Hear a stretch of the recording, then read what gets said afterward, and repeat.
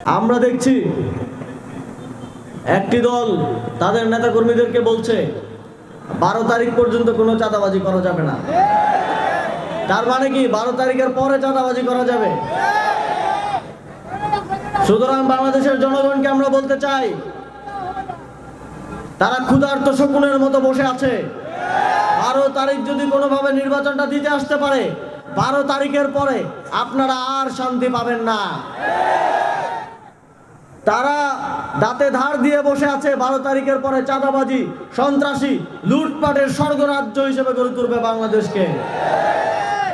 সুতরাং ন্যায় ও ইনসাফের পক্ষের সকল নেতাকর্মীকে, বাংলাদেশ খেলাফতে মজলিসের, বাংলাদেশ জামাতে ইসলামীর, জাতীয় নাগরিক পার্টির, খেলাফতে মজলিস, আমার বাংলাদেশ পার্টি সহ 11 দলীয় জোটের সকল নেতাকর্মীকে এখন ঐক্যবদ্ধ হয়ে বাংলাদেশের 18 কোটি মানুষের মুক্তির জন্য, সুন্দর একটি বাংলাদেশের জন্য কাঁধে কাঁধ মিলিয়ে লড়াই করতে হবে।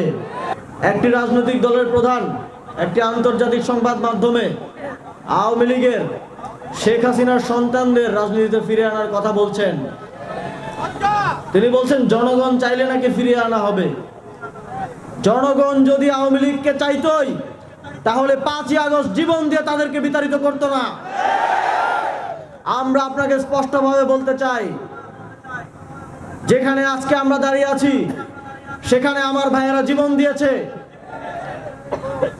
একজন শহীদের পিতা এখানে আছেন, তার সন্তান জীবন দিয়েছে। আবারও শেখ হাসিনার সন্তানদের বাংলাদেশের রাজনীতিতে ফিরে আনার জন্য না।